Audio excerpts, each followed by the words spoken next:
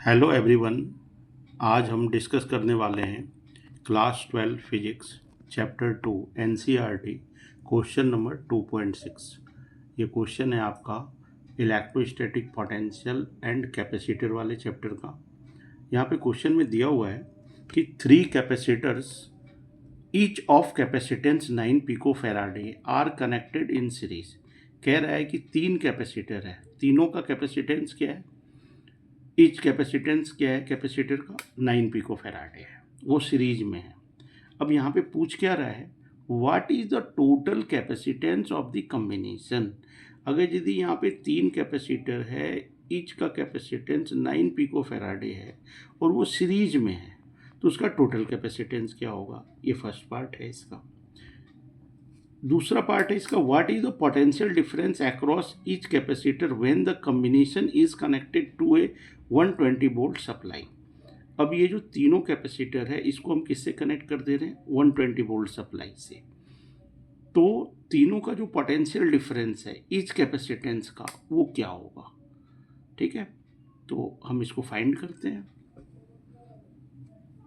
सबसे पहले बच्चों हम लिखते हैं यहाँ पे जो दिया हुआ है आंसर। यहाँ पे दिया हुआ है 3 कैपेसिटर्स है, हम लिखते हैं ये कैपेसिटर है C1 हो गया आपका 9 पिको फैराडे, C2 ये भी है आपका 9 पिको फैराडे, C3 ये भी है 9 पिको फैराडे। क्योंकि तीनों ही जो कैपेसिटर है उसके कैपेसिटेंस क्या है, सेम है, इक्वल है। अब हम उसको क्या कर देते हैं, सीरीज में कर देते हैं। तो हम इसको ऐसे कर देते हैं, एक कैपेसिटर ये हो गया, दूसरा कैपेसिटर ये हो गया, तीसरा ये कैपेसिटर हो गया। आपको पता है जो कैपेसिटर होता है उसको हम 2 पैरेलल लाइन से शो करते हैं। तो 3 कैपेसिटर हो गया, ये तीनों क्या है आपका, इसको हम C1 कंसिडर कर लेते हैं, ये आपका C2 है, ये C3 है। ये हो गया आपका 9 पिको फैराडे, ये भी आपका 9 पिको फैराडे और ये भी आपका 9 पिको फैराडे। ठीक है, सीरीज में एक ही सीक्वेंस में लगा हुआ है, तो इसका टोटल कैपेसिटेंस कितने के बराबर होगा। तो हम जानते हैं फॉर्मूला से, अगर यदि कैपेसिटर सीरीज में हो ना तो उसका फॉर्मूला क्या होता है, तो हम लिखते हैं यहाँ पे कि 1/CS, मतलब कैपेसिटेंस इन सीरीज का जो फॉर्मूला होता है वो होता है 1/CS is equal to 1/C1 1/C2 plus 1/C3।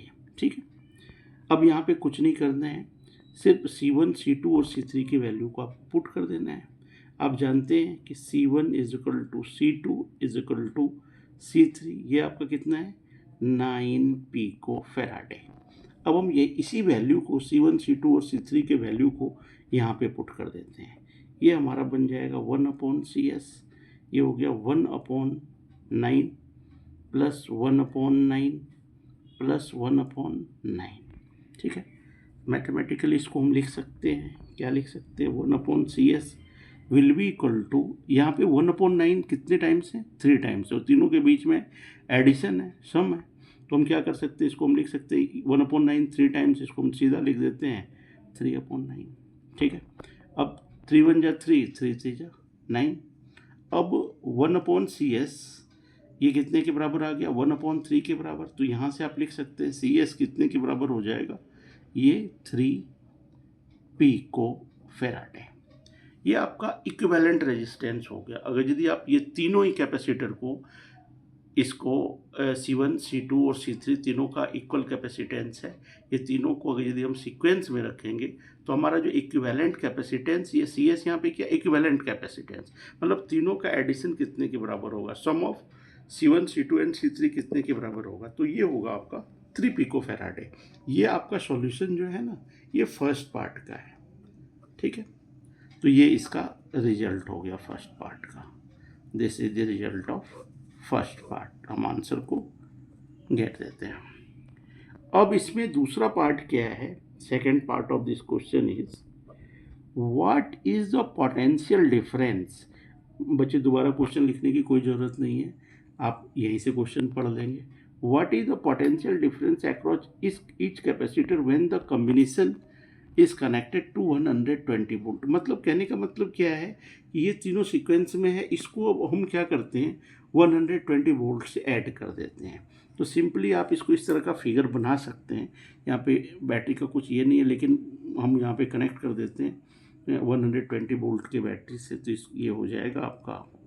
इसका एक बार हम डायग्राम भी बना लेते हैं। ये आपका पहला है, ये दूसरा कैपेसिटर है, ये तीसरा कैपेसिटर है, C1 C2 एंड C3, और इसको हम कनेक्ट कर देते हैं 120 वोल्ट से। ये आपका 120 वोल्ट है, ये प्लस हो गया, ये माइनस हो गया। और यहाँ पे जो वोल्टेज होगा उसको हम ये कंसिडर कर लेते हैं। यहाँ पे ये C1 हो गया आपका 9 पिको फैराडे, C2 भी आपका है 9 पिको फैराडे, ये दिया हुआ है, C3 भी आपका 9 पिको फैराडे है। ठीक है, तीनों ही कैपेसिटर जो है उसका कैपेसिटेंस बराबर है। तो यहाँ पे तीनों का जो पोटेंशियल डिफरेंस होगा वो भी बराबर होगा, क्योंकि 120 वोल्ट यहाँ से सप्लाई जा रहा है। तो हम इसको मान लेते हैं कि ये आपका पहला जो कैपेसिटर है ये हो जाएगा आपका डेल्टा भी। ये दोनों के मतलब जो C1 कैपेसिटर है वो उसका जो पोटेंशियल डिफरेंस होगा ये हो जाएगा डेल्टा भी। अगर ये C1 का डेल्टा भी होगा तो C2 का भी क्या हो जाएगा डेल्टा भी, क्योंकि बराबर कैपेसिटेंस है यहाँ पे। ये इसके भी 9 वोल्ट हैं, और ये C3 का भी क्या हो जाएगा डेल्टा भी। ठीक है, तो तीनों का जो है इक्वल कैपेसिटेंस होगा, इसीलिए क्योंकि तीनों के पास क्या है कैपेसिटेंस क्या है बराबर है। तो यहाँ पे जो पहला कैपेसिटर है इसका V1 अगर यदि हम मानते हैं तो V1 भी डेल्टा V के बराबर होगा। इसका अगर यदि आप V2 कंसिडर करते हो तो V2 भी डेल्टा V के बराबर होगा। और अगर यदि हम इसका V3 कंसिडर करते हैं तो ये भी आपका डेल्टा V के बराबर होगा पोटेंशियल डिफरेंस। इसका रीज़न क्या है कि यहाँ पे 120 वोल्ट जो पावर सप्लाई है ये तीनों में ही पास कर रहा है, और तीनों जो हमारा कैपेसिटर है उसके कैपेसिटेंस बराबर हैं। तो बराबर कैपेसिटेंस होंगे तो इक्वल वोल्टेज यहाँ पे पास होगा। तो हम यहाँ पे इसको लिख सकते हैं। हम यहाँ पे क्या लिख सकते हैं कि हियर ऑल द 3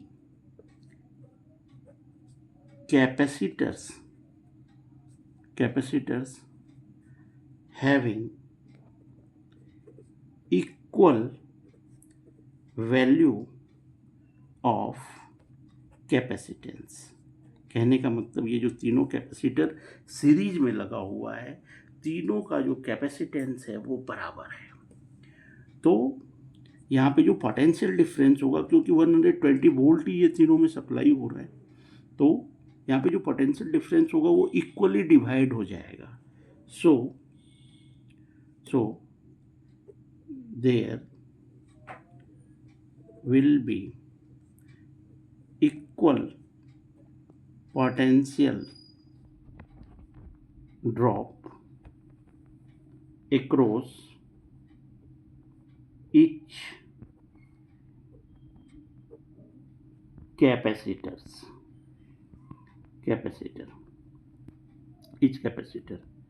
और उसको हम मान लेते हैं डेट इज, उसको हम कंसिडर कर लेते हैं डेल्टा V।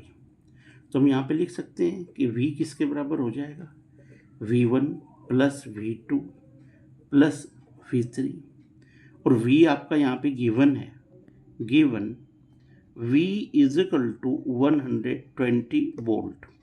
बच्चे थोड़ा सा इधर है, इसको भी आपको ध्यान से समझना है, देखना है। V is equal to 120 volt, ये 120 वोल्ट हम यहाँ पे लिखे हुए हैं।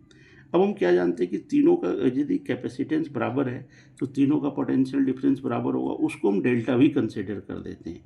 तो V किसके बराबर हो जाएगा, V will be equal to delta V plus delta V plus delta V। मैंने यहाँ पर भी फिगर में भी आपको शो किया हुआ है, और V की वैल्यू यहाँ पे क्या दी हुई है 120 वोल्ट, तो हम यहाँ पे लिख देते हैं 120 volt will be equal to 3 into delta V। अब यहाँ पे जो डेल्टा V होगा यहाँ से लिख देते हैं डेल्टा V क्या है potential drop in each capacitor. तो that one is delta V will be equal to 120 upon 3, इसको आप कैंसिल करा देंगे, ये 40 टाइम्स में कैंसिल हो जाएगा, 40 वोल्ट। कहने का मतलब डेल्टा वी क्या है, ईच कैपेसिटर्स का पोटेंशियल डिफरेंस है डेल्टा वी। तो डेल्टा वी ये भी हो जाएगा आपका 40, ये भी हो जाएगा 40 वोल्ट, यहाँ भी वोल्ट लिख देते हैं, और ये भी 40 वोल्ट, और तीनों का सम किसके बराबर हो जाएगा, 120 के बराबर होगा। ठीक है, तो ये आपका यहाँ पे जो रिजल्ट हो गया V is equal to 40 volt, ये बच्चे आपका result of part B of question 2.6 result. It's okay, question is completed.